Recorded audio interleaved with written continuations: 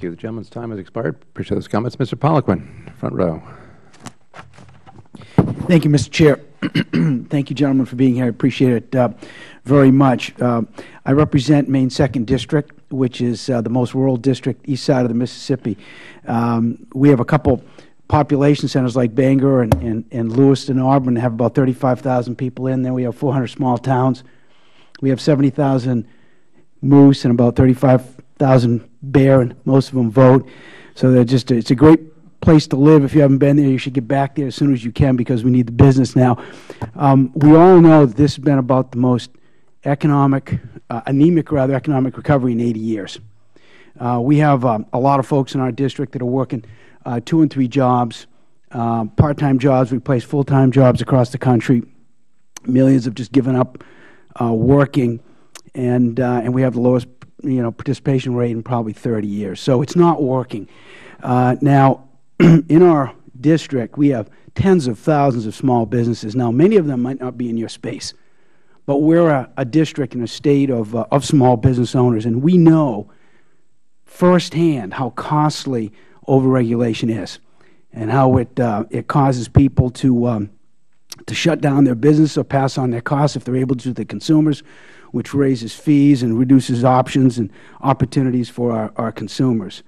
Now, I'm looking at these bills that Mr. Hill and Congresswoman Wagner and Mr. Garrett and Mr. Hurd have all put before you folks today to comment on. They all make a heck of a lot of sense to me.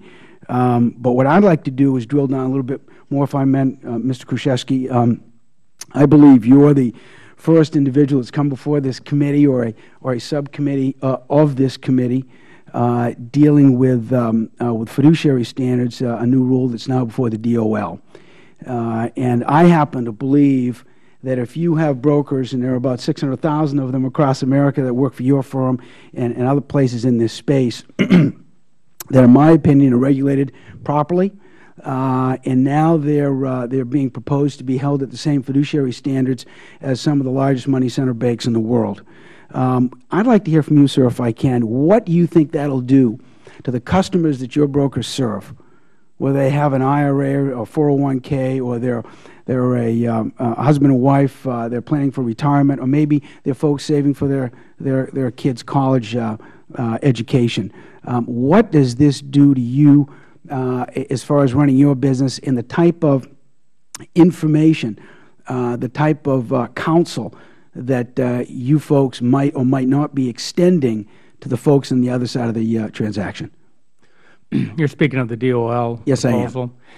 I am. It's an interesting to stand here and testify on a bill that, from a business perspective, and I run a company where the implementation of this bill as written, and it's a very complex bill, would be financially very beneficial for most companies. This deals with non-managed small IRA accounts where we would be pretty much, we would have to, because of legal and other matters, to charge these accounts fees.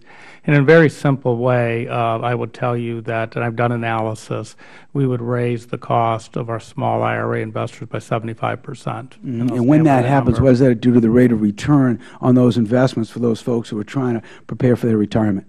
Well, it's again, it isn't necessarily, it would obviously go down by the amount of fees, sure, just by pure math. But the fact of the matter is that this is a bill that I think imposes additional cost and limits choice, and I find it somewhat ironic as when I look at it purely financially, it's over $100 million to my firm alone if I just applied fees to smaller investors that I do to my larger managed accounts on a percentage basis. So it's interesting, and I think it requires a lot of debate. And I think there's a lot of investors that do not understand the cost, or if they want to avoid the cost, then they're going to have to leave this model and do it yourself. And I think a lot of investors don't want that. Mr. Wilds, you've been in this space for a long period of time. Tell me your thoughts with respect to this, sir, in particular when we have a government that's increasingly encroaching upon our small business community and every facet of our lives, and they're more and more dependent on the government, but we have a Social Security system that's about a $15 trillion unfunded defined benefit pension plan. What does this whole problem do to the folks you've been experienced with as far as serving their clients and making sure they do not run out of money before they run out of time? Well, you look at, in our testimony, we have labor participation rates in there, and we've done a round trip on them. We've gone all the way back to where we were in the late 70s. But interestingly, the 16 to 19-year-olds aren't getting work, which is important, I think, particularly to lower-income communities where kids need to kind of get assimilated. But also, if you look at this over 65, the scary part is that the one part of the economy where the labor participation rates are going through the roof is people over 65, which means they can't retire. They're scared to retire. They're clinging on to their jobs. So this is a sign of an economy which is really, really incredibly unhealthy. And then when you look at the Robert Lighton numbers on startups from the late 70s, where 15% of all companies were less than a 1 year or less than 1 year in age, and now it's down to 8%. I mean, holy mackerel! If we're not scared, we should be petrified right now. We are not getting things moving on the low end of the economy, and and that's one of the reasons why the Venture Exchange Act, Congressman Scott, is, I think, so important, is because it institutionalizes the discussion around what we need to do for small companies. And I think that in and of itself will be incredibly helpful. If you look at SEC committees, sort of the stepchild of the Division of Corporation Finance has always been the small business area of the Division of Corporation Finance. They have a small business forum every year. They make lots of recommendations. The recommendations tend to go nowhere. And meanwhile, so what we're doing is we're fiddling while the United States economy is burning. We have to correct this.